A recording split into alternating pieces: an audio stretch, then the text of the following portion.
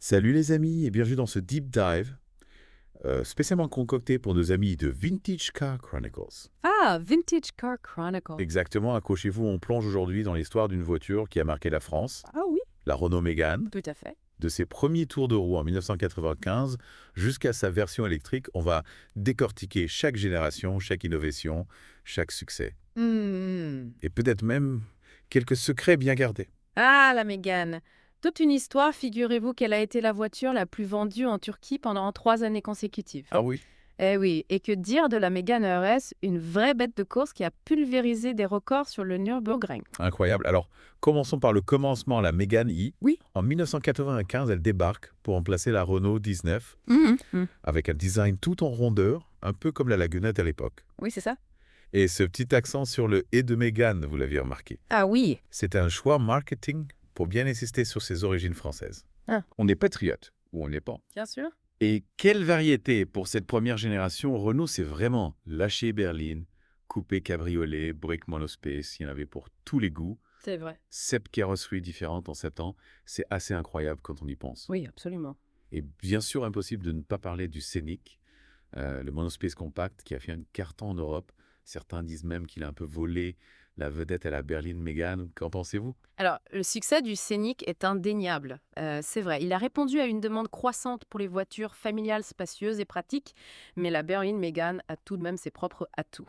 Oui. Elle a introduit le moteur diesel 1.9 DC à rampe commune, une innovation technologique majeure à l'époque. Ah oui. Et saviez-vous que la version break était produite en Turquie, un choix stratégique pour se rapprocher d'un marché en pleine expansion. Ah, intéressant. Bah, passons maintenant à la Mégane 2 qui arrive en 2002. Là, on assiste à une véritable rupture stylistique. Oui. Fini les rondeurs, place à un design plus anguleux, plus moderne, et ça a payé.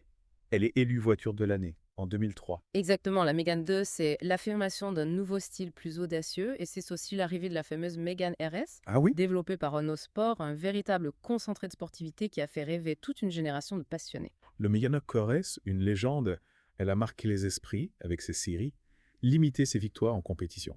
Et bien sûr, ses performances incroyables. Sans oublier le restelage de 2006 qui lui a donné un coup de jeune.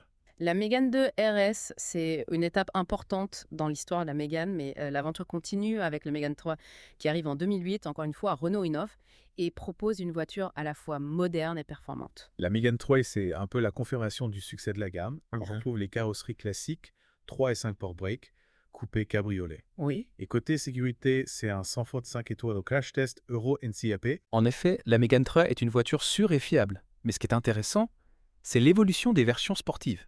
D'accord, les finitions GT et GT Line font leur apparition avec des attributs sportifs plus marqués. Mais sans pour autant atteindre le niveau de radicalité de la RS, c'est un bon compromis pour ceux qui veulent une voiture à la fois sportive et polyvalente. Et parlons-en de la Mégane 3 RS. Un moteur 2.0 L turbo, des versions Trophy, Red Bull Racing et la fameuse Trophy Lair qui bat le record du tour pour une traction sur le Nürburgring. C'est fou. Oui, la Mégane 3 RS repousse encore les limites de la performance. Et anecdote amusante, la gendarmerie nationale a choisi cette version pour ses brigades d'intervention rapide. Ah bon. Imaginez la scène, vous êtes tranquillement sur l'autoroute et soudain vous voyez apparaître dans votre rétroviseur une Mégane RS aux couleurs de la gendarmerie. Ça doit faire son petit effet. Bon, après cette Mégane 3 place à la Mégane Cast en 2015, on sent que la gamme arrive à maturité avec une nouvelle plateforme CMF-CD issue de l'alliance Renault-Nissan.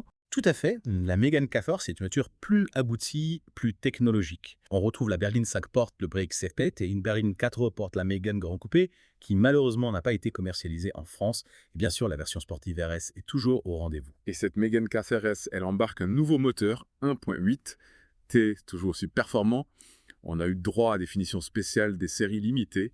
Et encore une fois, une trophière qui bat le record du tour sur le Nürburgring, décidément chez Renault Sport. On ne plaisante pas avec la performance. C'est clair, mais l'histoire de la Mégane K-Force, c'est aussi la fin d'une époque. Sa production s'arrête en 2024, marquant la fin d'une ère pour ce modèle emblématique. La fin d'une ère, oui, mais le début d'une nouvelle aventure avec la Mégane E-Tech électrique 2022 marque un tournant radical. La 5e génération de Mégane est 100% électrique. C'est une véritable révolution pour la gamme. La Mégane E-Tech électrique est basée sur la plateforme CMF EV de l'Alliance, Renault-Nissan-Mitsubishi, un changement de paradigme qui a suscité beaucoup de curiosité et d'enthousiasme chez les fans de la marque. Et il faut avouer que le choix du nom Mégane pour un véhicule si différent des générations précédentes a surpris. C'est un pari risqué, mais c'est aussi un symbole fort de la volonté de Renault de s'inscrire dans la continuité tout en s'adaptant aux nouveaux enjeux de la mobilité.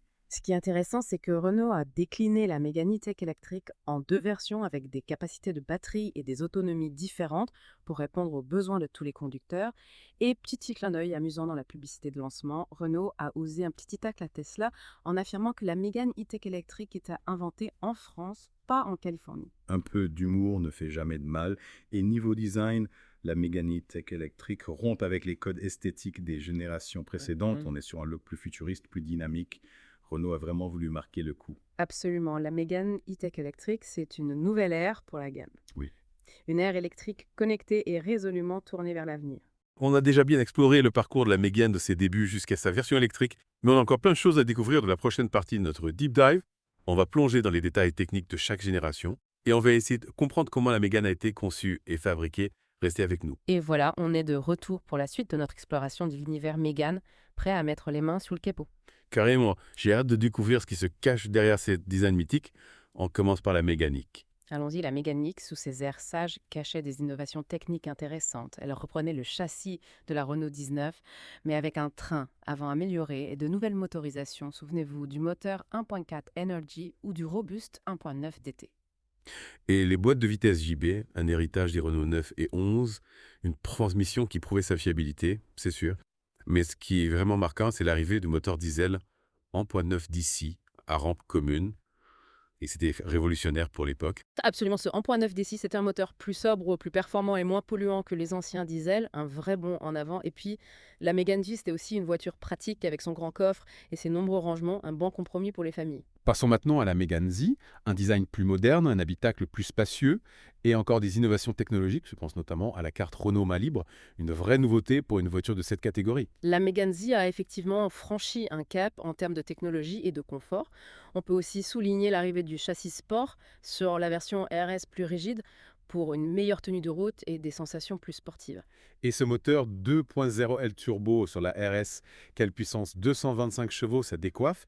Et la Mégane Z, c'est aussi l'arrivée de l'ESP, un système de sécurité qui corrige la trajectoire en cas d'aide d'adhérence, un vrai plus pour la sécurité. Tout à fait. La Mégane E a marqué un tournant pour la sécurité des voitures compactes.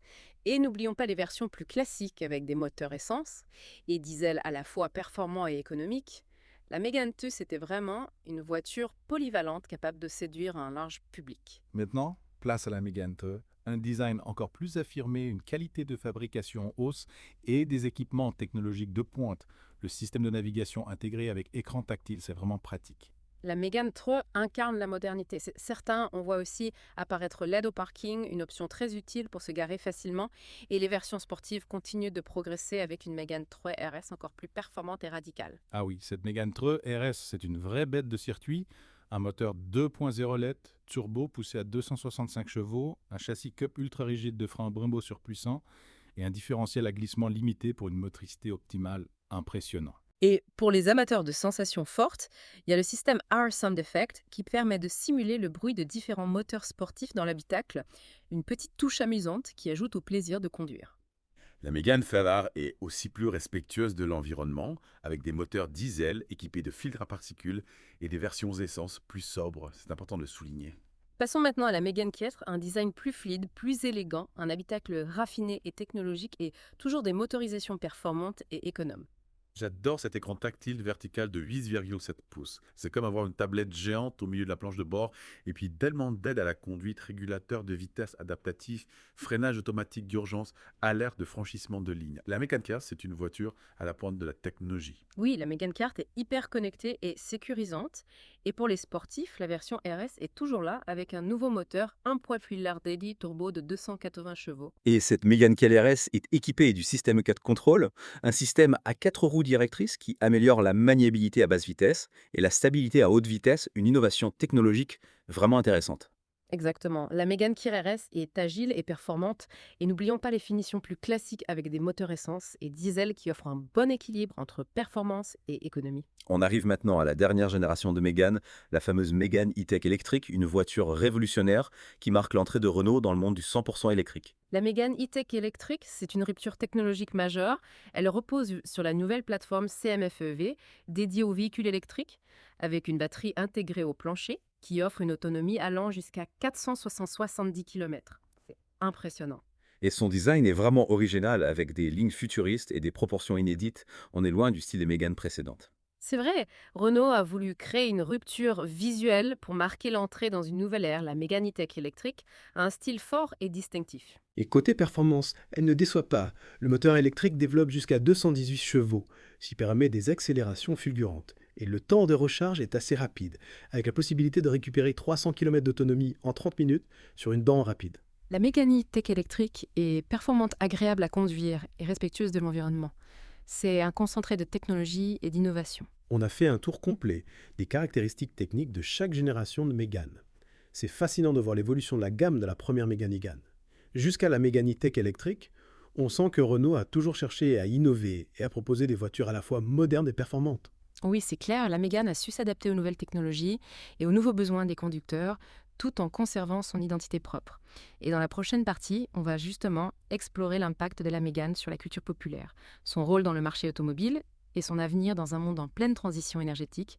Restez avec nous. Et nous voilà de retour pour la dernière partie de notre deep dive consacrée à la Renault Mégane, après avoir exploré son histoire, ses aspects techniques, son évolution. On va s'intéresser à son impact culturel et à la place qu'elle occupe dans l'imaginaire collectif. Parce que la Mégane, ce n'est pas juste une série de modèles et de fiches techniques, c'est aussi une voiture qui a marqué les esprits, inspiré des artistes et contribué à façonner l'image de l'automobile française dans le monde. Ah, ça c'est sûr. On pense forcément à la publicité avec Jean Reno dans les années 90. C'est ma voiture, elle est française. Un vrai succès qui a popularisé la Mégane auprès du grand public. La pub avec Jean Reno, un classique difficile de l'oublier. Et puis, la Mégane a fait des apparitions remarquées au cinéma et à la télévision. Qui n'a jamais rêvé de conduire la Mégane jaune de Taxi 2? Ah oui, la Mégane star du grand écran. Et puis, il y a les jeux vidéo aussi. La Mégane RS est très populaire dans les jeux de course, appréciée pour sa maniabilité et ses performances. Exactement, la Mégane a su conquérir les gamers et ça contribue à son image de voiture sportive et dynamique. Mais au-delà de son image, la Mégane a aussi eu un impact significatif sur le marché automobile. Oui, c'est vrai. La Mégane a toujours été une voiture populaire accessible à un large public. Elle a permis de démocratiser l'accès à la technologie et au confort en proposant des équipements innovants à des prix compétitifs. Et la Mégane a aussi été une pionnière dans certains domaines. Par exemple, elle a été l'une des premières voitures compactes à proposer un système de navigation intégré et une carte main libre des innovations qui sont devenues des standards aujourd'hui. On peut dire que la Mégane a contribué à faire évoluer l'industrie automobile et aujourd'hui, avec la Mégane E-Tech électrique Renault, s'engage dans la transition énergétique et propose une alternative crédible aux voitures thermiques. La Mégane E-Tech électrique, c'est un pari audacieux pour Renault, mais c'est aussi un pari nécessaire pour s'adapter aux nouveaux enjeux de la mobilité et répondre aux attentes des conducteurs en matière de respect de l'environnement. Tout à fait, la Mégane E-Tech électrique incarne l'avenir de l'automobile et on a hâte de voir comment elle va évoluer dans les années à venir. Mais avant de conclure, j'aimerais revenir sur une question qu'on a évoquée au début de notre deep dive. La Mégane E-Tech électrique, est-ce une véritable Mégane? Est-ce une rupture totale avec l'héritage du modèle? C'est une question pertinente. D'un côté, la Mégane E-Tech électrique est radicalement différente des Méganes précédentes. Elle est électrique, elle a un design inédit et elle s'adresse à un nouveau public. Mais de l'autre côté, elle conserve l'ADN de la Mégane, l'innovation, la technologie et le plaisir de conduire. C'est vrai, on sent que Renault a voulu créer une voiture qui s'inscrit dans la continuité de la saga Mégane, tout en marquant une rupture avec le passé. Et je pense que c'est une réussite. La Mégane E-Tech électrique est une voiture à part entière. Mais elle est aussi une digne héritière de la Mégane. Elle incarne l'évolution de la gamme et la volonté de Renault de se projeter dans l'avenir. En conclusion, la Renault Mégane, c'est bien plus qu'une simple voiture, c'est une icône de l'automobile française, un modèle qui a marqué les esprits et qui continue de se réinventer pour répondre aux défis de notre époque. Merci à tous d'avoir suivi ce deep dive consacré à la Renault Mégane, spécialement conçu pour Vintage Car Chronicles. N'oubliez pas que Vintage Car Chronicles est une émission quotidienne, alors rendez-vous demain pour de nouvelles aventures automobiles.